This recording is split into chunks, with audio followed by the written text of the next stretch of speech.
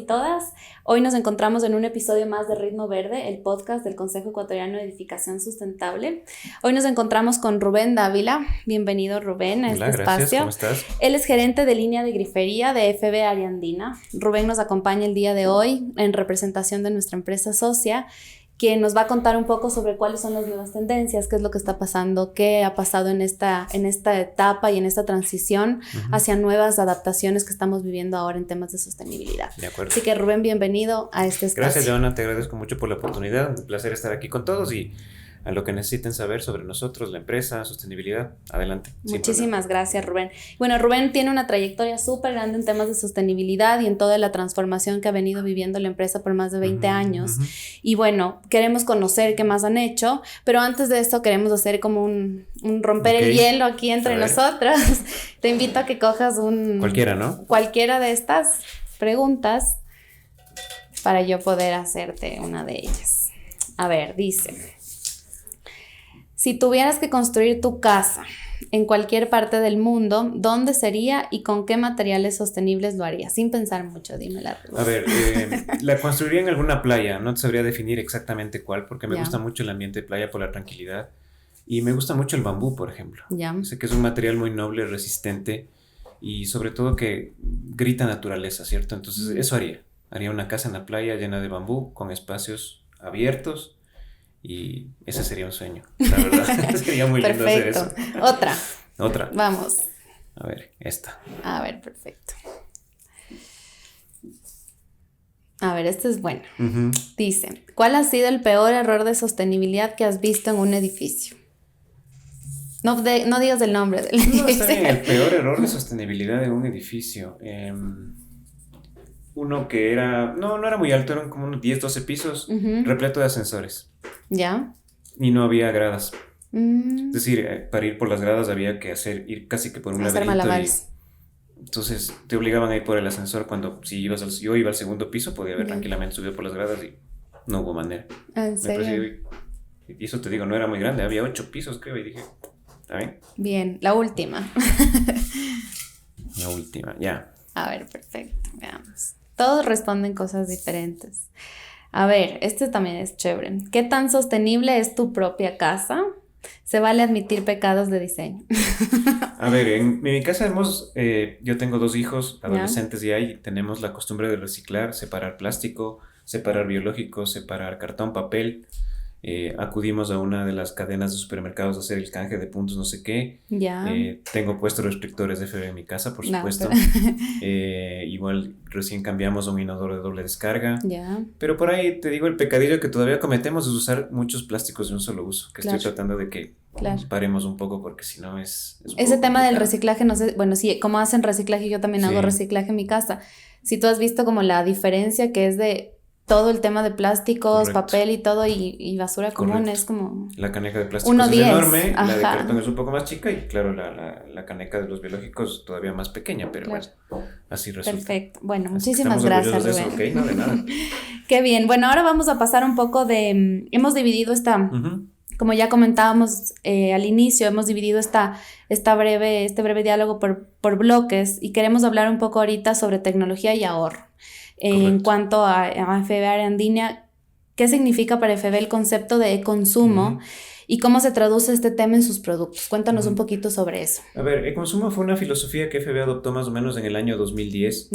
Cuando fue una decisión empresarial. Debo reconocer que al principio fue una decisión meramente comercial, pero que después, como te digo, permeó hacia toda la compañía. Cuando la decisión fue comunicar abiertamente a nuestro público, a nuestro consumidor, a nuestro cliente, que los productos de FB consumían menos agua, inodoros, grifería de cocina, grifería de lavabo.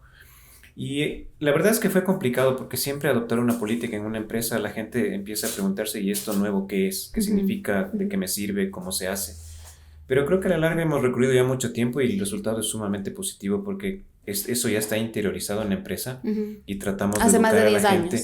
Fue alrededor del año 2010, fíjate, ya son 15 años este año. Y como te digo, hemos logrado que toda la gente que está dentro de FB entienda lo que es el consumo primero y eso nos ayuda a transmitir a la gente, al consumidor, qué significa el consumo, por qué FB está metido en esta filosofía y qué significa. Y ahí vamos un poquito también a cuáles son estas tecnologías específicas que están usando. cuáles son estas nuevas tecnologías que se han ido adaptando a lo largo del tiempo. Correcto. Para que podamos nosotros generar ese menor consumo y que podamos traducirlo obviamente a los ahorros que ya vienen dados por el uso de estas tecnologías, ¿no es cierto? A veces la gente, cuando uno le habla de la filosofía de consumo, piensa que es algo extremadamente complicado, o que voy a tener que hacer algo muy complejo, o que va a ser algo muy caro de aplicar. Claro. Y en realidad es algo realmente muy simple. Por ejemplo, para hacerte corta la idea, en los inodoros es desarrollar productos que consuman menos agua sin que esto signifique menor limpieza o menor higiene en el hogar. Y en la grifería, consumir menos agua. En la cocina, en la ducha sobre todo, que es en donde más se consume agua, y en el lavabo. No solo educar a la gente a que consuma menos agua, sino darle un restrictor que consuma menos agua sin que esto cambie o modifique la calidad del chorro, por ejemplo, para lavarte las manos o para lavarte los dientes. Entonces, no es algo demasiado complicado. La tecnología es muy sencilla. Inodoros que consuman menos agua y grifería que arroje menos agua en cada servicio. Y ese esto, es el resumen. El tema de la sostenibilidad también en la fabricación del inodoro. Correcto. En la composición. De eso también nos puedes explicar un poquito. Claro, Casa Adentro, como te decía, fue una segunda etapa de la filosofía de consumo, porque nos empezamos a dar cuenta que dentro de fábrica podíamos generar muchos ahorros interesantes de energía, por ejemplo, de recursos como el agua. Se invirtió muchísimo dinero, por ejemplo, en una planta de tratamiento de agua, para que todo el agua que usamos en la fábrica salga en mejor condición a como la recibimos de un afluente natural que tenemos. Otro ejemplo, empezar a usar menos energía, poner claraboyas en la fábrica para que la iluminación mejore y utilizar menos energía lumínica, utilizar el calor, por ejemplo, en los hornos sanitarios para poder secar las mismas piezas y así hacer un ciclo y no tener que emitir calor hacia la atmósfera. Entonces fue un montón de cosas que se empezaron a hacer progresivamente. Obviamente no se empezó a hacer todo de una sola, pero se empezó pasito a pasito y hoy tenemos muchas cosas de las cuales estamos orgullosos en ese sentido. Perfecto. Otra cosa también que estábamos conversando es que ustedes mencionan que algunos de estos productos que ustedes poseen dentro de la línea de productos que tienen es que pueden ahorrar hasta un 70% de agua. Hablando ya del usuario final, ¿cómo percibe el usuario, cómo percibe el constructor, el desarrollador inmobiliario este tipo de innovación? ¿Cómo ha sido su llegada? Y cuál ha sido también un reto, ¿no? Porque tú dices, ok, hay gente que te dice no me gusta cómo sale el agua del aerador porque hay de todo, ¿no es cierto? Correcto. ¿Cómo han llegado con esto? ¿Cómo ha percibido su mercado objetivo este cambio y esta innovación? Correcto, mira, lo que pasa es que en realidad eso no fue demasiado complicado porque, por ejemplo, en el caso de los inodoros, el cliente o el usuario no nota la diferencia. Lo único que nosotros le tenemos que garantizar es que la limpieza del inodoro sea la adecuada. ¿Okay? En el caso de la grifería, por ejemplo, cuando la gente se baña, a veces hay la percepción de que mientras me caiga un chorro mucho más grande es mejor, es una mejor ducha, me relajo, exactamente, es más chévere. La grifería con el restrictor arroja la misma cantidad de agua, obviamente, visualmente, pero tienes un ahorro de 30, 50, 70%. En el caso del constructor, por ejemplo, a él lo único que intentamos educarle es que ponga los productos de menor consumo, porque eso, por ejemplo, le ayudaría con la certificación EDGE, por ejemplo, para que pueda decir mi obra es verde, mi obra es sustentable, etcétera, etcétera. Entonces, esa parte no fue tanto lo complicado. Lo complicado es pedirle a la gente que también haga su parte. Claro. Que se bañe menos tiempo, que utilice menos el inodoro, que no jale la cadena 2 veces, por ejemplo, que cierre la llave cuando se está afeitando, que si vas a lavar, tantas cosas que se pueden hacer en el hogar. Y ustedes tienen esta comparación de estas estimaciones. Por ejemplo, si yo me baño 5 minutos con aerador y si me baño 5 minutos sin aerador, ¿tienes tal vez algún dato estimado de ese proceso? Antes, en una ducha tradicional de 5 minutos, pongámosle, la grifería sin restrictor te puede arrojar 15 litros por minuto. A veces uno no dimensiona 15 litros, no suena mucho, pero mira, 15 litros es una jaba y media de agua mineral, por ejemplo. O sea, 15 y en cada minuto. Claro. Entonces, si tú multiplicas 15 por 5, tienes un consumo en una sola ducha de 70, 80 litros en una sola persona una vez al día. Si tú ahorras 50%, estás bajando literalmente la mitad. Insisto, no es que no me va a quitar mucho el champú, se me va a quedar el jabón en la piel. Es exactamente lo mismo, dado que esta tecnología nos permite que el chorro siga siendo de buena calidad, pero con la mitad del consumo de agua. Claro. Entonces, imagínate, si tú dices, si por ejemplo bajas de 8 a 5 minutos la ducha diaria, estás ahorrando casi 50 litros. Eso es solo por poner un ejemplo, ahora que está muy de moda el rescate de los animales, por ejemplo, eso permitiría hidratar 50, 60, 70 perritos durante un día, 2 días, 3 días. Claro. Entonces, esa es la idea que queremos mostrarle a la gente. Sobre todo porque a veces es difícil cuando tú les dices, ahorras tantos litros por minuto. Nosotros lo que estamos tratando es de traducir, digamos así, eso a cosas que sean comunes. ¿Cuántos árboles puedes salvar? ¿Cuántos litros de agua dejas de consumir?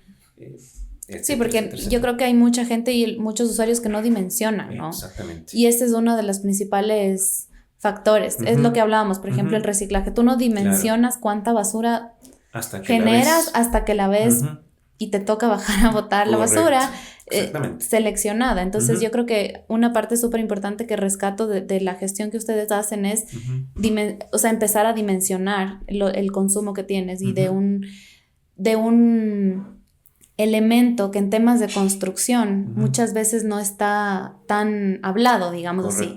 El tema de agua, el tema de biodiversidad no es algo que tú lo pones sobre la mesa siempre. Entonces siempre está como, ¿cuáles son los métodos constructivos? ¿Qué vamos a usar? ¿Cómo vamos a usar? Y el acero y el hormigón. Como no topamos muchas veces el agua. Tú no crees, por ejemplo, que la grifería que usas o el sanitario que usas te puede ayudar a ahorrar agua.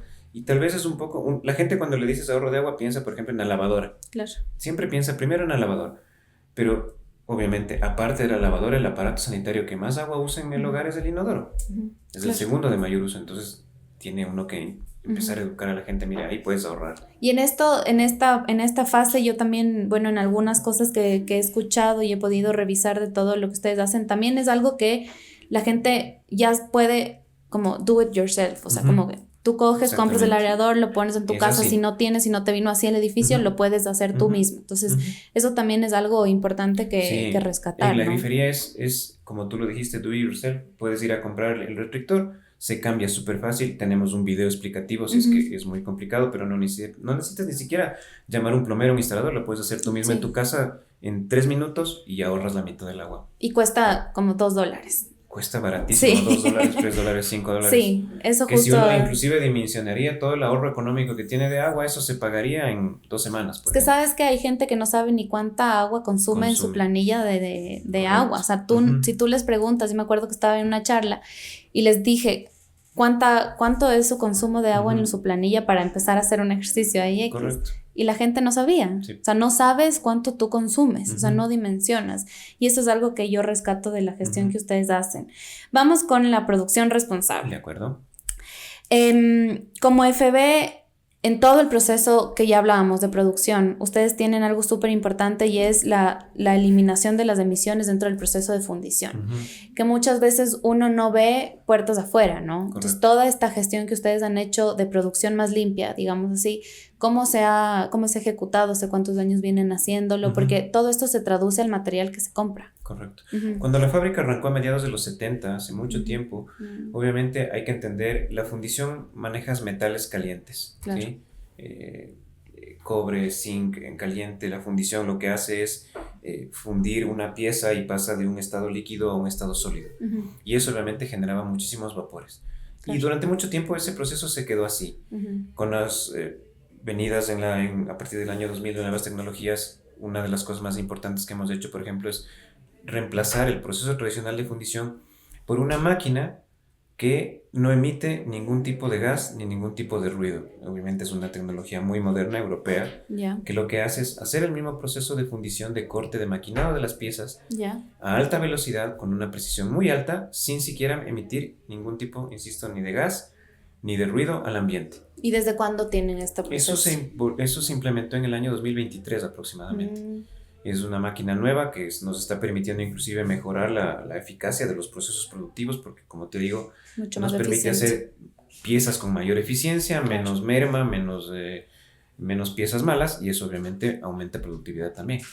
Y dentro de la planta, ¿qué otros procesos de producción para reducir estas emisiones o reducir el consumo eléctrico? Hablo del proceso de producción de agua. ¿Qué otros mecanismos han implementado? Por ejemplo, recirculación de agua en ciertos procesos. Por ejemplo, la reutilización de la misma agua que utilizamos en un proceso realmente que se utiliza, digamos, para enfriamiento.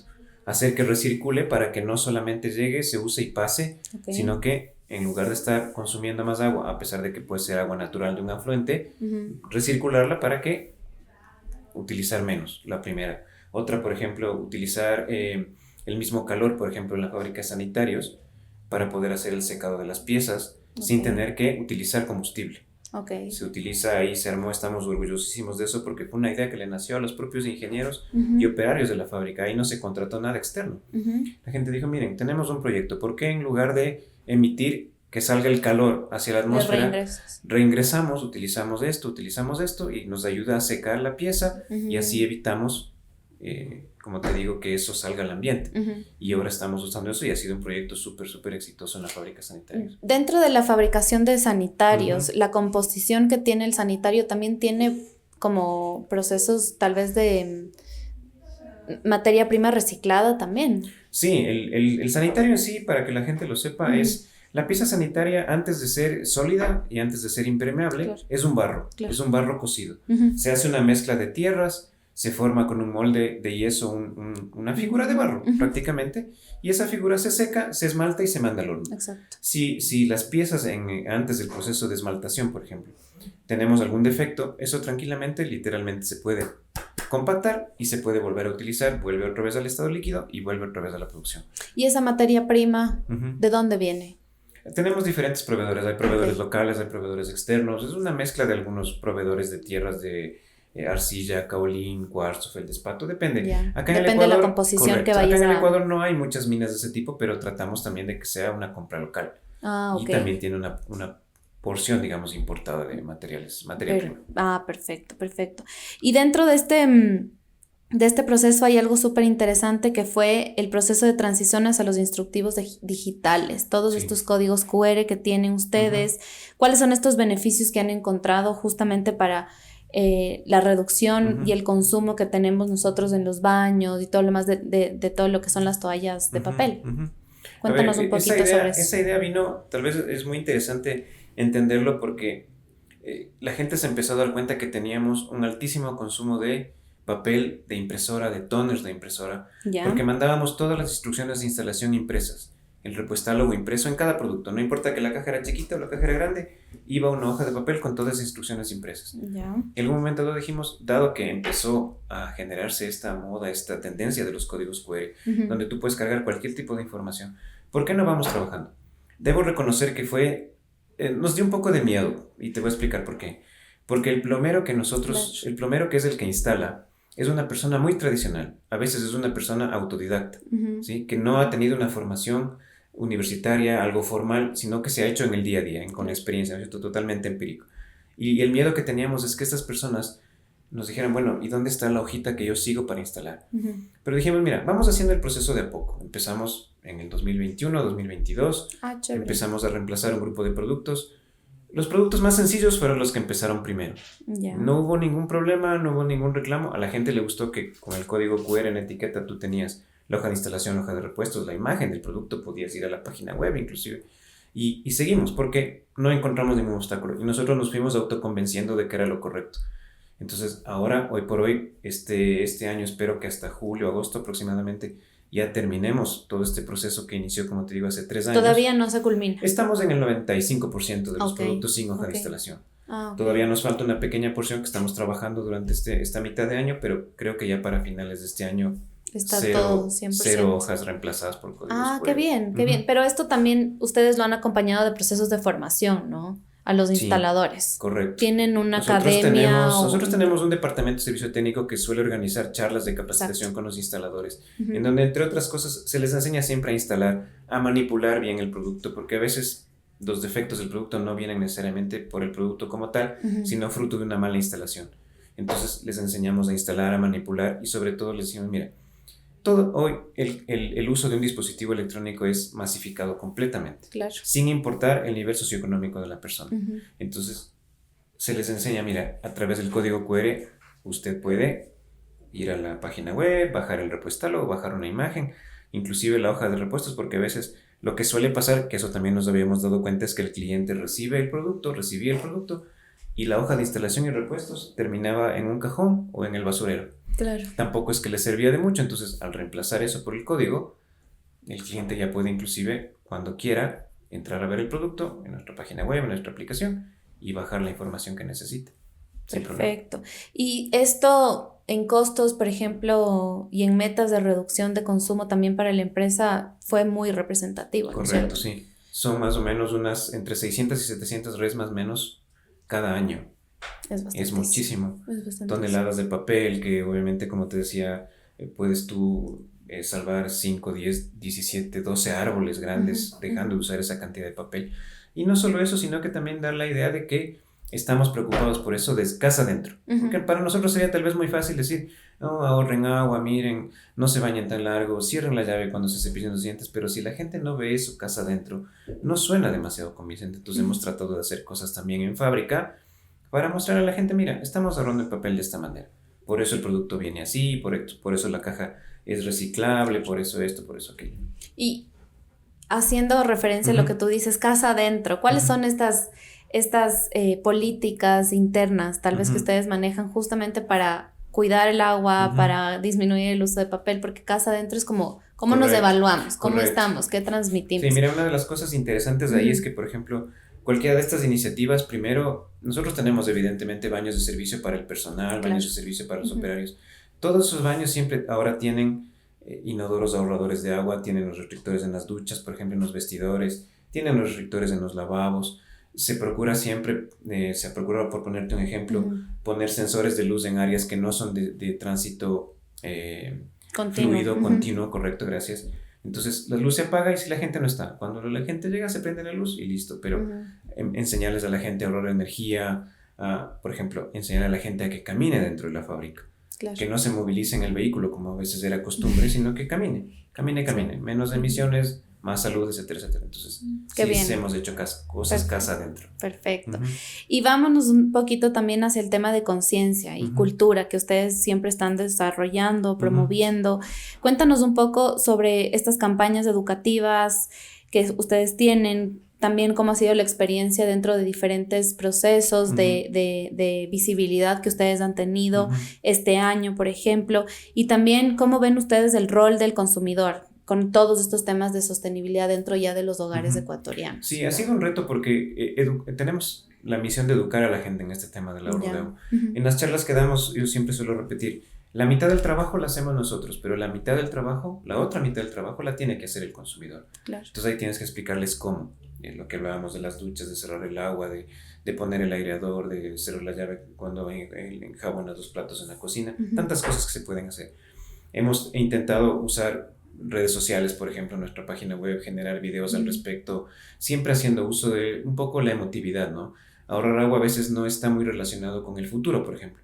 Hemos tratado de mostrar qué pasaría, por ejemplo, si es que no hay agua, qué hacemos sin agua, etcétera, etcétera. Entonces, es complicado, pero ha sido en cierto modo gratificante porque hemos tenido buena respuesta del cliente.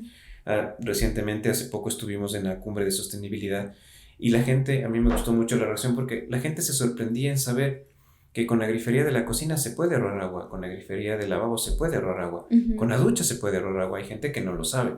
Entonces es un trabajo constante, no es una carrera de 100 metros, es una maratón completa, hay que seguir, siempre educar a la gente. Y sobre este tema del proceso educativo, ¿cómo eligen y cómo promueven estas campañas educativas? ¿Cómo, digamos, cómo saben ustedes, ok, hoy vamos a estar en escuelas, hoy vamos a hacer, no sé, con maestros instaladores, hoy vamos a promover el tema de conciencia social, no sé, en algún lugar X, una parroquia, no sé. ¿Cómo hacen ese proceso de buscar el tema, de buscar el público objetivo? Dado que tenemos... aparte porque nuestra fábrica y nuestra oficina comercial está en locaciones diferentes, también tenemos gente que se responsabiliza de temas diferentes. Entonces, por ejemplo, en la fábrica llevan una muy buena relación con la comunidad donde está localizada la fábrica, con el municipio, por ejemplo, con el municipio de Rumiñahui. Entonces, ahí decimos, generalmente nosotros hacemos donaciones de producto, hacemos charlas de capacitación, hacemos visitas a la fábrica, por ejemplo. Acá, desde el punto de vista comercial, a través de redes sociales, de medios digitales, decimos, por ejemplo, vamos a hacer este tipo de campaña del ahorro en el inodoro, ¿no es cierto? Entonces, este inodoro ahorrador consume tantos litros menos de agua. Le presentamos en un ambiente, le damos información al cliente para que no solo sea un tema de ahorrar, sino que nosotros también manejamos mucho el concepto de rediseña tu baño, haz de tu baño cómodo, haz de tu cocina un espacio agradable. Entonces, vamos mezclando ambas cosas. Otra vez, por ejemplo, puede ser a las amas de casa, por ejemplo. Es el mes de la mamá, es el mes del papá, es el mes del niño. Tenemos un inodoro de niños que es ahorrador de agua. Enséñale a tu hijo a ahorrar agua usando bien el inodoro. Entonces vamos seleccionando así, de acuerdo también un poco al ambiente y a los productos que querramos promocionar. Perfecto. Y este último punto que es un poco más sobre el rol del consumidor. Y yo creo que aquí tenemos como un punto todos, ¿no? ¿Cómo vemos nosotros esta transformación hacia lo que tú ya mencionas? O sea, tienen ustedes las campañas, ¿cómo lo toma la gente? ¿Cómo toma la gente esta transformación de lo tradicional hacia el tema de sostenibilidad? Entonces, ¿cómo ha sido este rol del consumidor que ustedes han percibido? Esto puede ser en ventas, puede ser en las campañas. ¿Cómo ves el tema de sostenibilidad ya desde las campañas y todo el proceso que ustedes han hecho? Correcto. En nuestras redes hemos visto que la gente le gusta mucho las publicaciones que hacemos. Cuando hacemos una campaña, por ejemplo, del ahorro de agua en un inodoro, en una cocina, en un lavabo, hay respuesta de la gente, le gustan las publicaciones que hacemos. Pero más allá de eso, por ejemplo, como te mencionaba en la cumbre, hubo muchas reacciones muy positivas de la gente que nos visitaba. Estuvieron en la casa, ¿no? Sí, nuestro producto estuvo ahí en la casa, que fue, hubo mucha gente, te digo, las reacciones fueron muy positivas, estudiantes, amas de casa, profesionales. Como te digo, la primera reacción a veces es de sorpresa, claro. Porque si no sabía que se podía hacer esto con la grifería, o no sabía que el inodoro consumía tanta agua, o no sabía que, etcétera, etcétera, etcétera. Entonces, la respuesta ha sido bastante buena. Como te decía, tenemos que seguir trabajando. Todavía tenemos algunos indicadores que tenemos que cumplir a futuro, sobre todo con la venta, por ejemplo, de los productos de alta eficiencia, de bajo consumo, y seguir. Ese es el norte que tenemos, no nos podemos detener ahí. ¿Ya han tenido perspectivas negativas también? Pocas sí, pero han existido. Como te digo, es un poco trabajar más que con la creencia de la gente, con la percepción de la gente. Porque, por ejemplo, si tú le dices a una persona que ha estado acostumbrada toda su vida a usar un inodoro antiguo, mire, si su inodoro consumía 18 litros, usted puede hacer lo mismo con este de 4.8. Una de las reacciones que a veces la gente tiene es la incredulidad. Claro. No lo cree. Es difícil comprobárselo físicamente porque no te vas a poner a medir el agua del inodoro con un balde ni nada, sino que, mire, usted estaría ahorrando 50, 60, 70% de agua, cambie el inodoro. Y usted va a ver, por ejemplo, que su factura de agua va a ser menos, el consumo de agua va a ser menos. Sí han existido a veces reacciones negativas, pero te digo, más basados en la incredulidad, en lo tradicional que a veces es el consumidor ecuatoriano en ciertas cosas, en lo fijo que tiene ciertas ideas, pero ahí nuestro trabajo es educar para eso. Y tal vez también han trabajado, por ejemplo, en proyectos municipales, en proyectos con el gobierno para las campañas, la protección de agua, la protección de los ecosistemas. Sí, han tenido ese acercamiento. ¿Cómo han visto también ese proceso de... Obviamente, por ejemplo, en viviendas de interés social, correcto, vamos por ahí. ¿Cómo ha sido tal vez el acercamiento? ¿Cómo ustedes, no sé si, no tengo la especificación técnica, pero por ejemplo, en viviendas de interés social se instala este tipo de griferías, correcto, de inodoros? Sí. Lo que pasa es que nosotros en nuestro catálogo de producto tenemos artículos, ítems para cada uno de los segmentos. Tenemos un segmento de lujo, claro, tenemos un segmento intermedio y también tenemos un segmento económico, que dicho sea de paso es la parte más importante del negocio como tal para nosotros.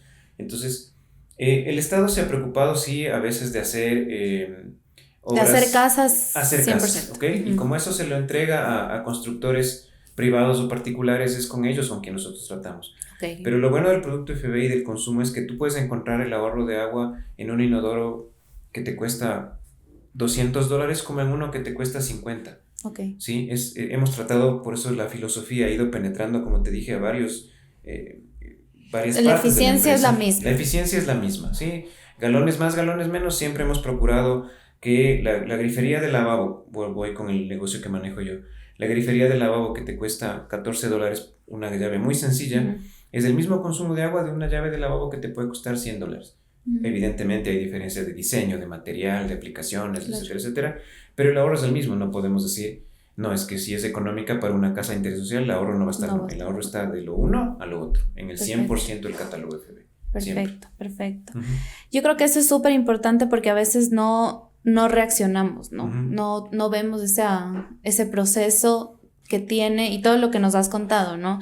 A veces uno ve la grifería, ve, están en la cumbre, están haciendo, están participando, pero uno no ve el detrás, no ve procesos educativos, no ve procesos industriales, que muchas veces son esos puntos que realmente la empresa por más de 20 años ha estado trabajando y que finalmente ha sido esa transformación de sostenibilidad, que es justo esto que estamos conversando, ¿no? Esto no se hace de la noche a la mañana, es un proceso de inversión alto, son costos humanos altos, son costos de procesos altos, y eso es vivir una transformación de sostenibilidad y que realmente se resalta y a nosotros es súper importante tener y tomar conciencia como parte de nuestro ecosistema, y eso es súper importante e interesante también conocer, porque a veces la gente no sabe cómo se hace un inodoro, no sabe cómo haces los procesos de eficiencia, pero para eso también es este espacio, ¿no? Para darnos una mini clase de estos procesos, de cómo ha vivido esta transformación.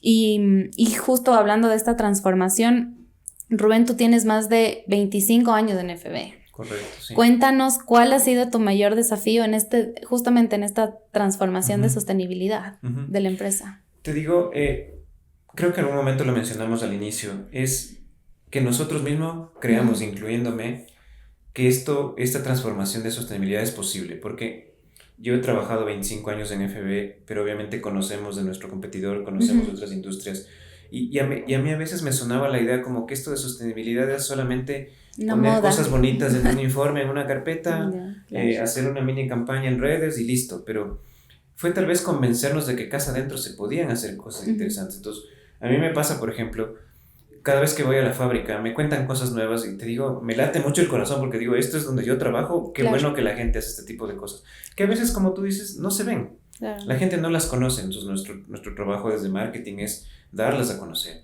No solo, mira, tenemos un lindo producto, tenemos un producto eficiente, sino mira todo lo que estamos haciendo casa adentro. Entonces, ese tal vez fue el desafío más grande, creérselo uno mismo, sino, que no quede solamente en el papel, ¿no es cierto? Que no sea solo de 9 a 5 mientras estamos en el Claro, es un cambio de cultura empresarial. Eso es algo, es un cambio de cultura empresarial. Que nosotros lo creamos y eso nos ayuda también a que la gente crea en lo que estamos haciendo. Y eso es súper importante de resaltar porque que nosotros creemos dentro del consejo y es algo que siempre estamos repitiendo, es si ya no te subiste hace 25 años en esta transformación y en este cambio de cultura empresarial, te va a costar más, porque yo creo, y algo que estamos viendo ahora es, por ejemplo, tener materiales sostenibles dentro de un proceso de construcción va a ser en pocos años exigencia bajo norma. Digamos. Entonces, transformar el proceso de producción es un costo altísimo. Ustedes nos están contando ahorita, ¿no? No es de hacer algo así y se transformó. Entonces, es eficiencia en producción, es eficiencia en uso de recursos. Entonces, yo creo que esta transformación es súper importante resaltarla porque no se hace de la noche a la mañana y cada vez va a costar más. Y cada vez los consumidores van a querer procesos sostenibles, van a querer materiales sostenibles, los constructores ya están seleccionando, a ver, voy a certificar, quiero esto. Y los que no tienen, lamentablemente, no se van a subir en el barco. Es así de simple. A nosotros nos pasó un tiempo porque, te digo, hace, no sé, 10, 12 años, el constructor que nos pedía productos de bajo consumo era 1 en 600. Claro. Hoy en día son más y cada vez los pedidos son más y nos preguntan, y nos dicen, miren, ¿qué puedo hacer para esto? ¿Cómo puedo mejorar el consumo acá? ¿Cómo puedo mejorar el consumo allá? Entonces, ha ido creciendo a un ritmo exponencial estos pedidos. Y nosotros como empresa, literalmente tenemos que estar al lado. Porque como tú dices, si estamos atrás, la perdimos. La perdieron, correcto. Sí, exactamente. Justo esa es la siguiente pregunta, la evolución del mercado. Esta percepción. Sí. Cada vez hay más proyectos, cada vez hay más constructores interesados, yo gente creo que compra. Eso también ha sido una evolución, ¿no? Al principio... Nuestro producto va en distintas fases de un proceso constructivo. Tratamos con diferentes personas, mejor, dentro de un proceso constructivo. Con el ingeniero, con el arquitecto, tal vez con el diseñador, con el instalador y al final con el cliente. Y esto ha ido evolucionando hacia el cliente. Cada vez obviamente ahora los constructores esto lo tienen bastante dominado, diría yo. El tema del consumo ya es casi como el día a día de su trabajo. Y esto ha ido evolucionando hasta que el cliente también le llegan ese tipo de ideas. Porque a veces el cliente, como tú decías en un momento, no se preocupa demasiado de qué inodoro le ponen o qué grifería le colocan en la casa o el que se vea bonito, dice. Lo que les interesa, miren, que el precio sea bueno y se vea bonito. Si funciona bien y si no, ya me las arreglaré. Pero no, ahora ya tenemos clientes que inclusive hoy se está poniendo en tendencia, por ejemplo, que el mismo cliente sea quien elija los acabados del departamento, de la casa, de la propiedad que se está comprando. Y ahí es donde acuden a nosotros, miren, a mí me gustaría ahorrar esto, ¿cómo puedo hacer? ¿Cómo puedo tener el inodoro así? ¿Qué cosas nuevas hay? Y eso nos ayuda bastante. Entonces eso también ha ido evolucionando bastante y bastante rápido. Sí, yo creo que eso va a ir, cada vez va a ser mucho más rápido, mucho más rápido. Y ahí justo en este proceso de evolución que tú lo has vivido, que tú has aportado muchísimo durante todos estos años, ¿cuál es este consejo que tú le darías? Yo tenía jóvenes, pero con la conversación yo diría, ¿cuál sería ese consejo que tú les darías a estos líderes empresariales que están buscando temas de sostenibilidad, que están tratando de aportar? ¿Cuál sería ese consejo para las industrias? Porque algo que también nosotros hemos levantado es que si no tenemos industrias que nos aportan a temas de construcción sustentable, la construcción sustentable en el país no puede avanzar. Correcto. Entonces, ¿cuál sería ese consejo que tú les darías? Hace un momento, acuérdate, hablamos del casa afuera y el casa adentro. Yo un consejo que les podría dar a todos es, miren, atrévanse primero a investigar. Exacto. Está bien, cuando uno maneja una empresa grande, siempre hay miedo, ¿no es cierto? Siempre hay temor. ¿Qué va a pasar? ¿Me va a costar más? ¿Va a ser una inversión innecesaria? No voy a tener los recursos, pero atrévanse un poco. Eso es lo que nosotros decimos. Dijimos un momento dado, ok, vamos a empezar a poner esta política, vamos a seguir hacia adelante. Como te decía, no dimos 200 pasos la primera vez. Dimos 1 paso, 2 pasos, 10 pasos, 20 pasos y vimos que funcionaba y seguimos. Lo importante es atreverse, no tener demasiado miedo. A la gente que construye, por ejemplo, lo mismo.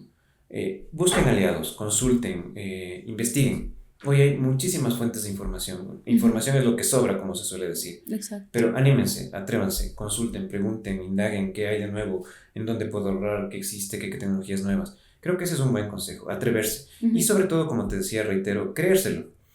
Tienes que creer en eso, porque si no lo crees, queda solamente de puertas para afuera. Y si la gente mismo con la que trabaja, sea que una empresa de 100 empleados o de 200,000, si no se lo creen, es muy difícil que eso luego sea transmitido hacia la gente. Entonces tienes que creer dentro de lo que tú mismo estás haciendo. Tiene que haber un compromiso desde la alta gerencia. Si es que no está la alta gerencia comprometida, es una tarea más de cualquier no va a existir persona transformación. Queda ahí. Y eso es algo súper importante. Nosotros con FB hemos trabajado desde los inicios de la fundación del consejo. Para nosotros FB ha sido un aporte súper importante. Con José Espinosa hemos trabajado muchísimo durante todos estos años y yo creo que ha sido un liderazgo que FB ha tenido en la industria súper importante en todos sus procesos de transformación. Y quiero cerrar con una pregunta importante, Rubén, y es, si tú ves hacia el futuro, ¿cómo imaginas los materiales del mañana? Puede ser en temas de grifería, puede ser en temas específicos, pero ¿cómo tú imaginas esos materiales del futuro que nos aportan al tema de construcción sustentable? Yo creo que ahí sí te hablo específicamente por la grifería, que es el negocio que yo manejo. Yo veo, y no muy lejano, yo veo muy cercano el tema de la automatización, por ejemplo. Con todas estas herramientas de inteligencia artificial, de cosas sin cables, cosas sin contacto, cosas sin toque, creo que el futuro de la grifería va hacia que literalmente el cliente ya solamente lo piense y la grifería lo haga. O sea, que ya no tengas que tocar la grifería, que ya no tengas que maniobrar, que mezclar el agua fría y el agua caliente en tu ducha, sino que tengas un aparato que ya ponga la temperatura a la que te guste bañarte. 35 grados, 38 grados, 32 grados, lo que sea, y que la grifería haga eso. Y obviamente que siga trabajando en el tema de que sea aún más ahorradora de agua todavía, porque eso lo vamos a necesitar sí o sí, no nos podemos echar para atrás, claro. Eso sí no se puede hacer. Pero eso es lo que yo imagino. En términos de materiales, tal vez algún momento se descubra algo nuevo, porque la materia prima que hemos usado la hemos usado muchísimo tiempo, pero eso no significa que no se pueda evolucionar. Entonces, creo que va a ir por ahí, por ese lado. Yo creo que de lo que tú mencionas es más que previsto que va a existir ese proceso de transformación y que lo van a tener más adelante. Yo creo que eso ya es algo que nos va a dominar, el tema el tema tecnológico y sobre todo anclarlo en nuestros hábitos, ¿no? Y eso es algo que me parece súper importante y qué bueno que pienses así, porque eso quiere decir que va a estar próximamente en los planes. Estamos en la dirección correcta, sí. Que están en la dirección correcta y que va a estar en sus planes esta automatización de procesos y seguir con este ahorro y esta conciencia. Te agradezco muchísimo, Rubén. Es un gusto estar aquí y compartir todo esto con la gente. Compartir contigo esta conversación. Yo creo que el tiempo son las 5. Se nos pasa rápido. Se nos pasa volando. Este es su espacio. Vuelvan cuando quieran. Muchísimas gracias por acompañarnos durante todos estos años en el consejo. Un gusto para nosotros. Y pues vamos a seguir aprendiendo. Así que muchísimas gracias. Y a todos ustedes, muchísimas gracias por escucharnos y nos vemos en un siguiente episodio. Gracias.